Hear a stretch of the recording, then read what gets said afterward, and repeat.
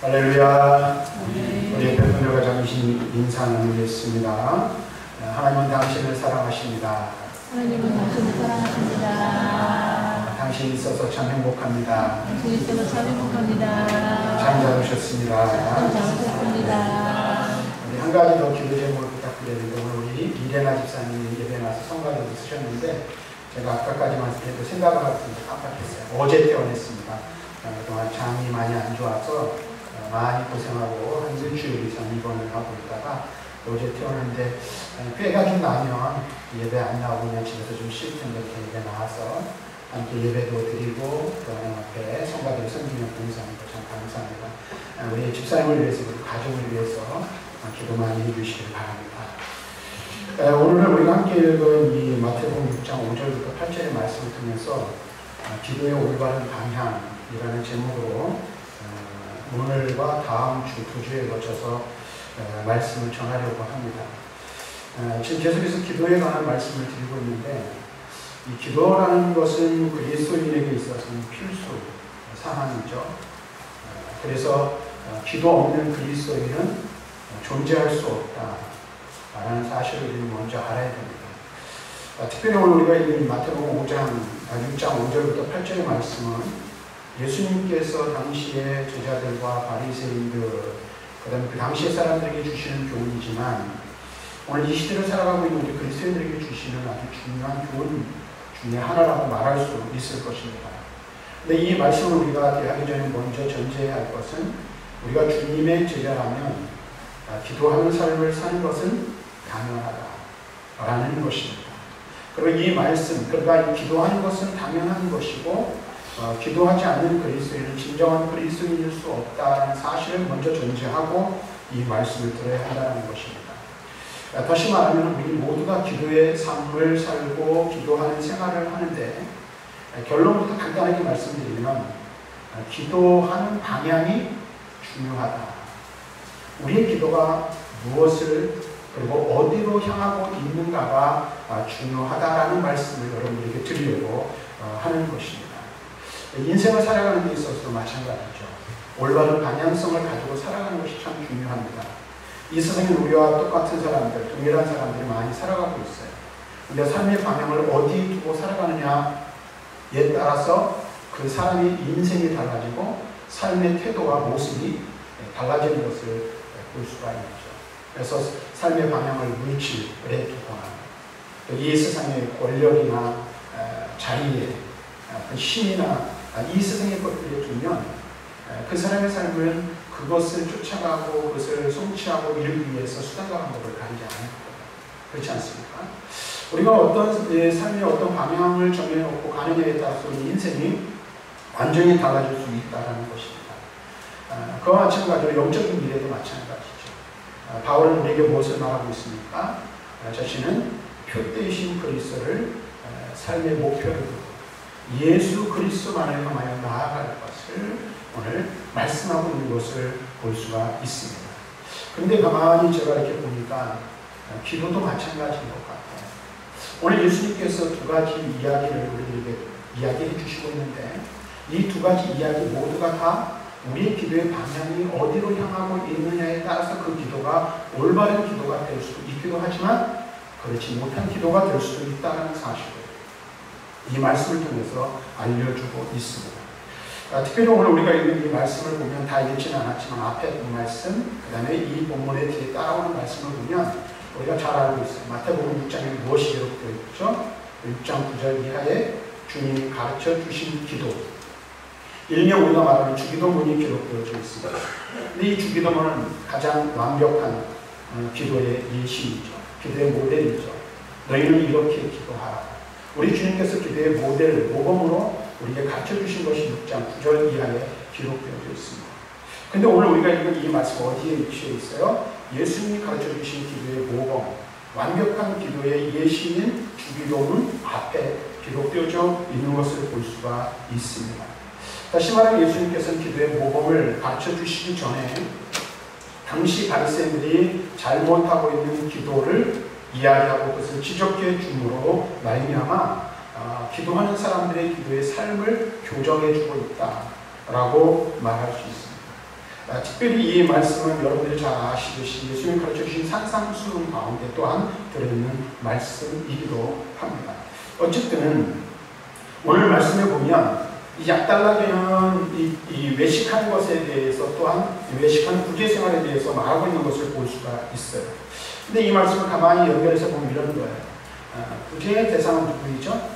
사람입니다. 그렇죠? 우리는 사람을 구제하는 것이죠. 근데 그 구제도 외식한 구제가 되어서는 안 된다고 말하고 있어요. 그런데 기도의 대상은 누구이십니까? 하나님이라는 거죠. 구제가 사람이라면 기도는 하나님을 향하여 하는 것이라는 사실을 알 수가 있어요. 근데 그 사람을 향하는 것이든 하나님을 향하는 것이든 그 모든 것들이 무엇이 되어서는 안 된다고 예수님께서 가르치시고 계신 거예요. 외식하는 것이 되어서는 안 된다라는 말씀을 이 말씀을 통해서 해주고 있는 것을 볼 수가 있어요. 그래서 먼저 말씀을 보면 이렇게 말하죠. 외식하는 자와 같이 뭐 하지 말라? 기도하지 말라라고 말하고 있어요. 우리가 이런 말씀을 다시 한번 여러분 살펴보시기 바랍니다. 5절에 이렇게 말합니다. 또 너희는 기도할 때 외식하는 자와 같이 하지 말라. 그들은 사람에게 보이려고 회당과 큰 거리 어귀에 서서 기도하기를 좋아합니다. 내가 진실로 너희에게 이르노니 그들은 자기 상을 이미 받았느니라 라고 말씀하고 있어요.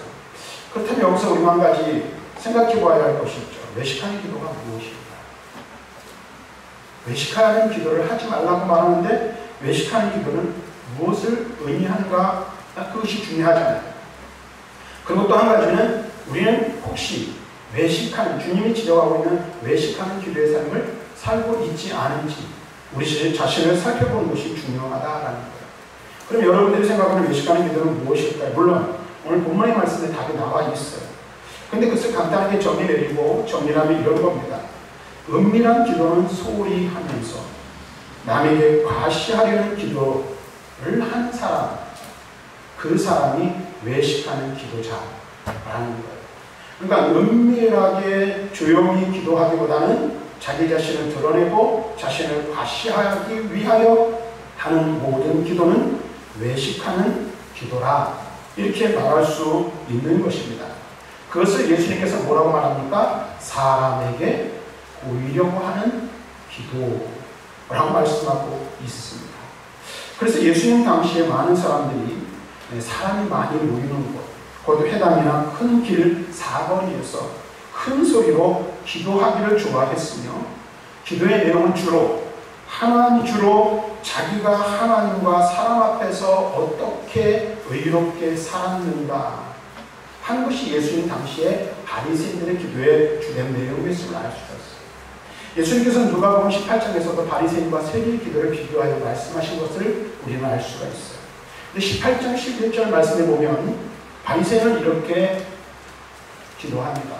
바리새인은 서서 따로 기도하여 이르되 하나님이여 나는 다른 사람이요 곧 토색, 불의, 간음을 하는 자들과 같지 아니하고 이 세리와도 같지 아니함을 감사하나이다. 이 말은 뭐예요?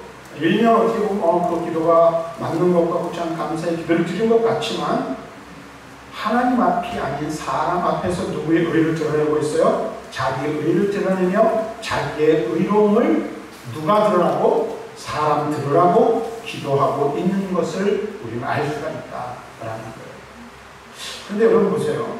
제가 이 말씀을 준비하면서 한 주간 동안 씨름을 하면서 참 고민을 많이 했어요. 사람을 들으라고 기도하는 것이 도대체 어떤 것일까? 외식하는 기도는 사람을 향하고 사람을 들으라고 기도하는 것이라는데 고민을 많이 했어요. 근데 가만히 보니까 저 자신도 그렇고 우리가 때때로 사람 들으라고 기도할 때가 많이 있다라는 거예요. 사람을 의식할 때도 있다라는 거죠. 물론 그렇지 않은 분들도 계세요. 그리고 그럴 때마다 그렇지 않을 때가 더 많아요. 그러나 때때로 우리가 그럴 수 있다라는 거예요. 그리고 그것뿐만 아니라 어떤 경우에는 사람이 대상이 되어서 기도의 내용이 이루어지는 것들을 볼 수가 있다는 것이죠. 이 말은 무슨 말이냐면 하나님을 향하여 하든 우리가 공중기도를 하든 누구 들으라고 하는 기도가 있어요. 때때로 사람 들으라고 하는 기도를 할 때가 있다는 거예요. 여러분들 한번 그 구체적인 예를 제가 말씀을 드리지는 않겠지만 여러분 한번 가만히 생각해 보세요. 육신하는 그런 일을 드리고. 근데 그럴 때가 있다는 거예요. 예를 들어서 특별히 어떤 사람과 불편한 관계를 가지게 되었을 때, 또는 다툼이나 어려움이 있을 때에 누군가 있는 데서 하는 기도는 아니지만 그 사람이 기도의 어떤 주된 그 내용이 되어서 기도하는 경우들도 있음을 보게 된다는 거예요. 자, 어쨌든 바리새인의 기도는 한마디로 말하면 사람들 앞에서 자기 의를 드러내며 사람을 들으라고 하는 기도였다는 거예요. 그런데 사실 유대인들에게는 공공장소에서 기도하는 습관들이 있었어요. 그리고 이 사도들도 이 기도의 습관을 따라 기도하였어요. 유대인들은 하루에 3번 일정한 시간을 정해놓고 기도하였습니다. 오전, 우리나라 시간으로 하면 오전 9시, 정오 12시, 오후 3시에 기도를 드렸어요.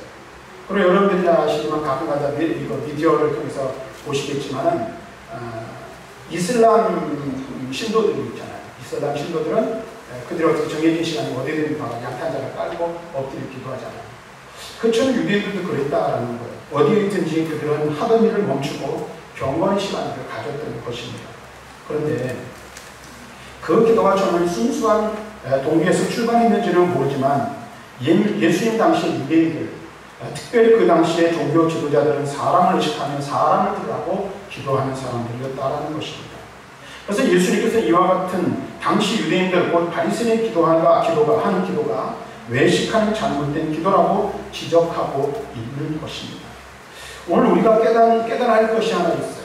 그것이 무엇입니까? 사람을 의식하며 기도하는 순간 그 사람은 종교인으로 전락해버리고 만다라는 것입니다.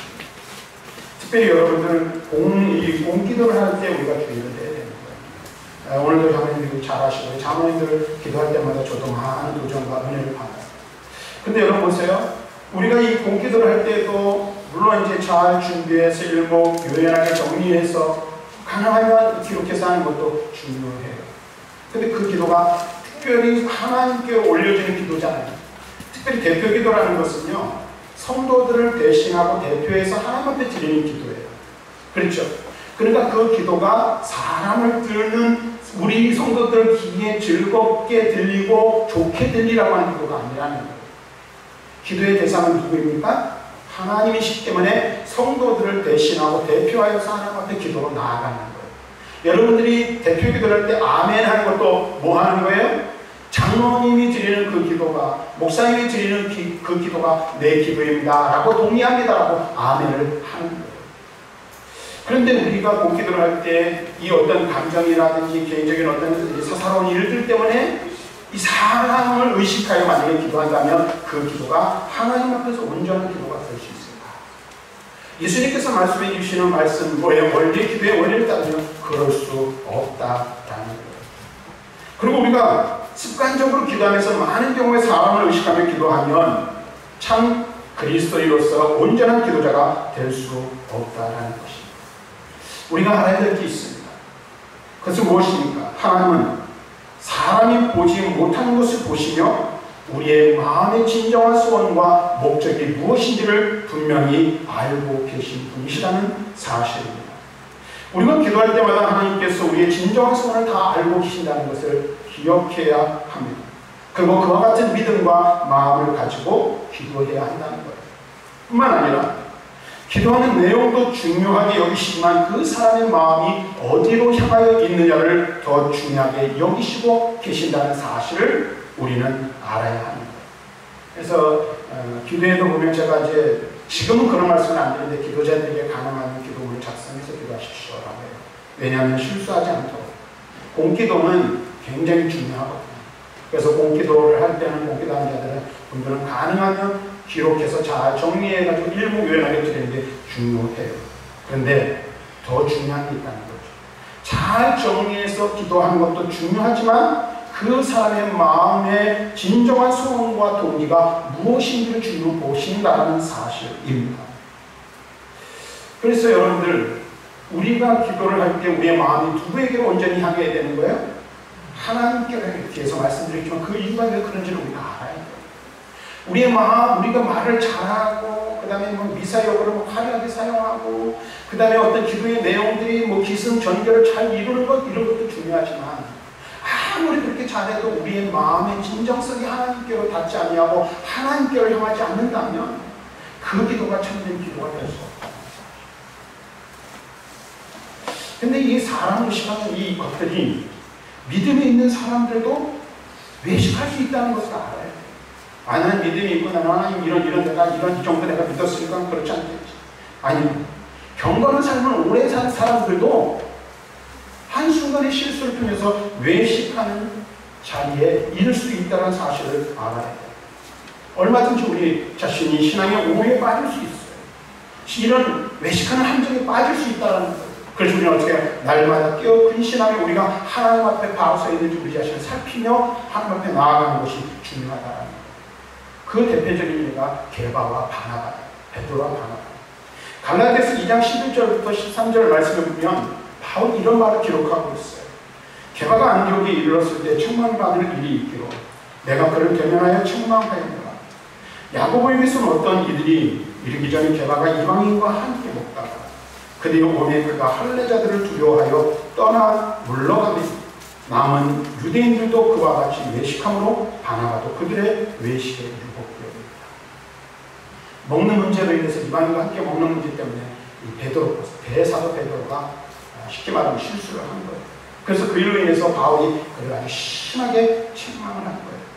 근데 이 말씀을 보면 우리가 주목해야 될 것 하나가 있어요. 왜 대사도 베드로가 그리고 건의자인 바나바가 이와 같은 실수를 한 것일까?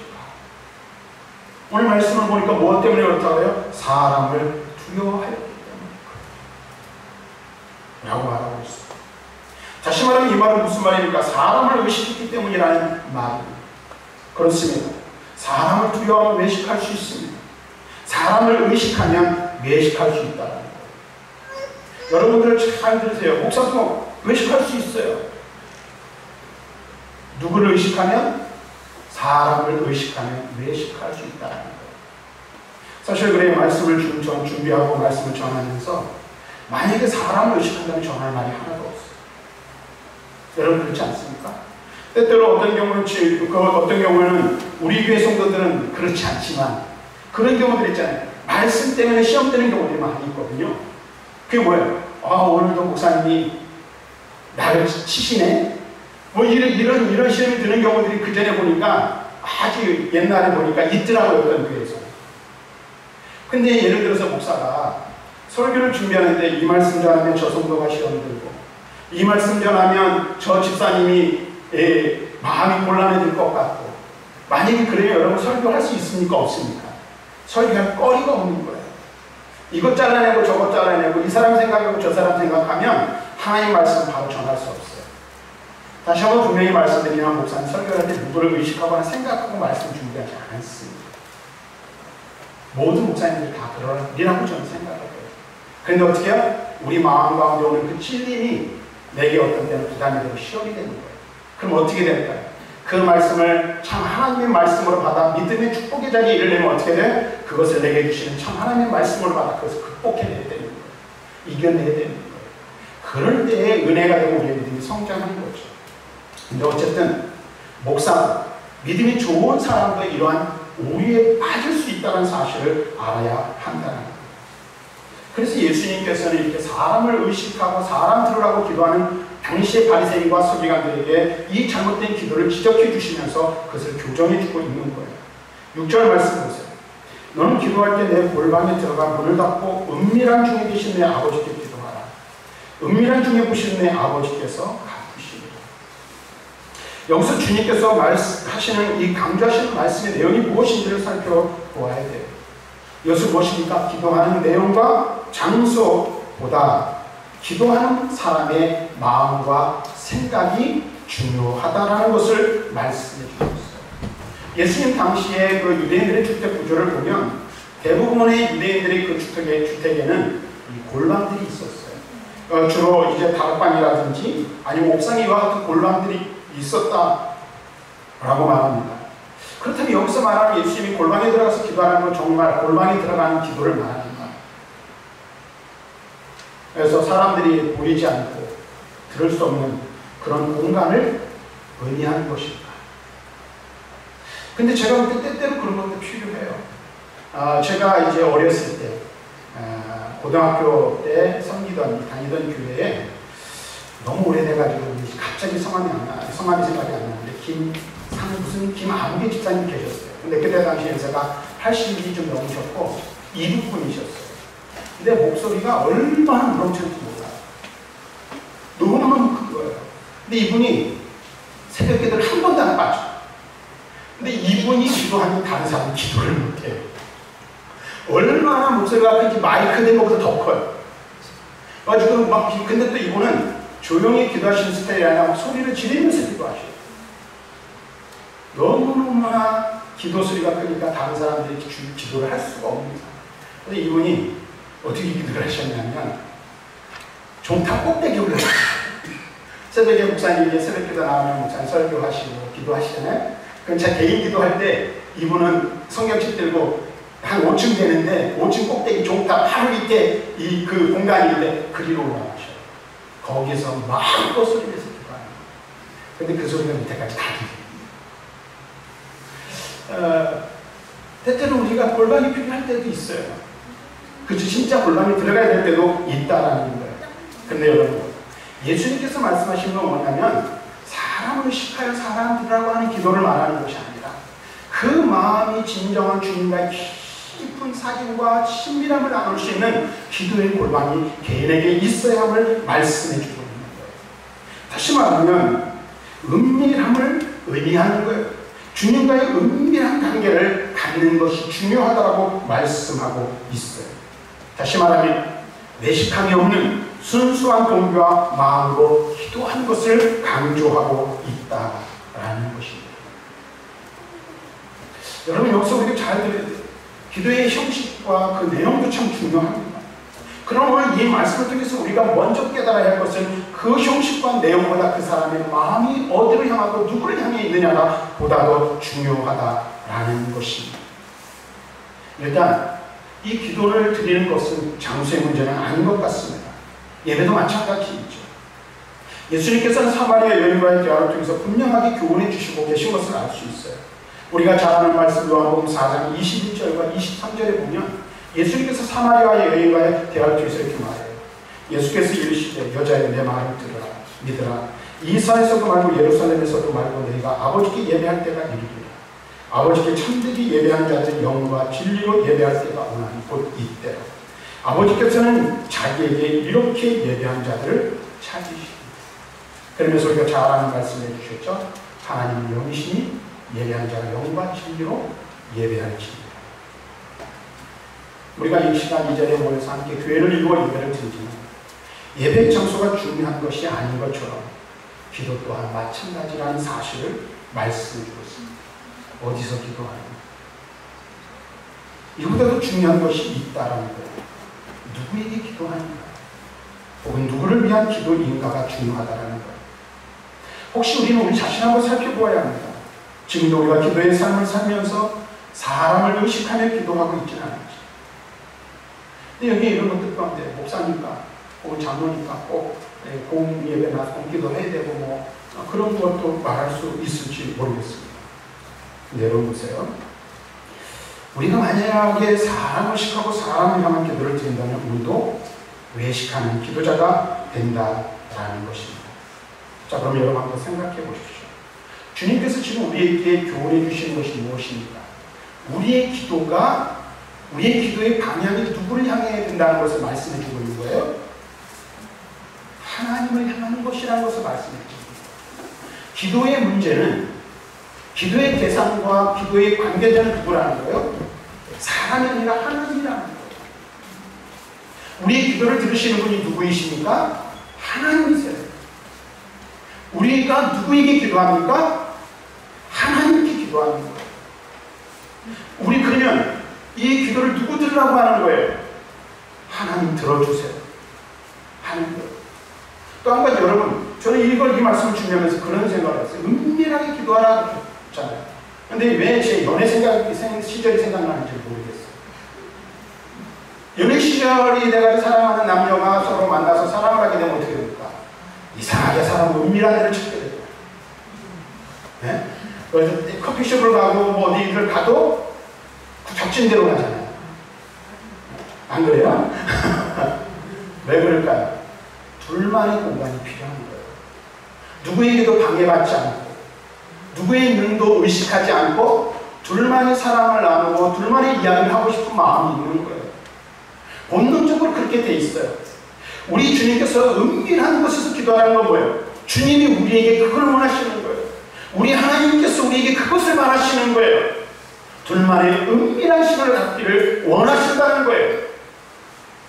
그래서 내 모든 속사정을 은밀하게 내 모든 것을 들으시는 주님 앞에 누구 의식하지 않고 아뢰고 주님은 그것을 들으시고 그 일에 대해서 말씀하시기를 원하신다는 거예요. 다시 말하면 나와 하나님과의 친밀한 관계가 있으시기를 우리 하나님은 지금도 바라고 계신다는 거예요. 그래서 어떻게 해요? 항상 그럴 수 없을지라도 때때로 그런 시간들이 그런 장소가 우리에게 필요하다는 거예요. 우리 주님은 여러분과 더욱 친밀하시기를 원하십니다. 깊은 사귐과 교제를 갖기를 원하시는 거예요. 그 시간이 어떤 시간이 되어야 돼요? 기도의 시간이 바로 주님과 깊은 사귐을 갖는 시간이 되어야 됩니다. 그래서 우리의 기도는 주님을 향한 기도가 되어야 되는 거예요. 우리의 기도의 방향이 누구에게로 향해야 돼요? 주님께로 향해야 된다는 사실. 그럴 때에 그 기도를 통해서 주님의 놀라운 능력과 사랑의 은혜를 경험할 수 있는 기도가 될 수 있다라는 사실입니다. 사랑하는 성도, 주님을 더 가까이 하시길 바랍니다. 주님과 더 친밀한 그런 시간들을 많이 가지시기를 바랍니다. 다른 사람 생각하지 않고 다른 사람 교회 받지 않아 다른 사람 신경 쓰지 않고 주님과 나만의 그 사귐의 깊은 시간을 갖는 그런 기도의 시간, 그런 친밀한 주님과의 사귐의 시간들이 여러분들에게 많이 있으시기를 주님의 이름으로 간절히 축원합니다.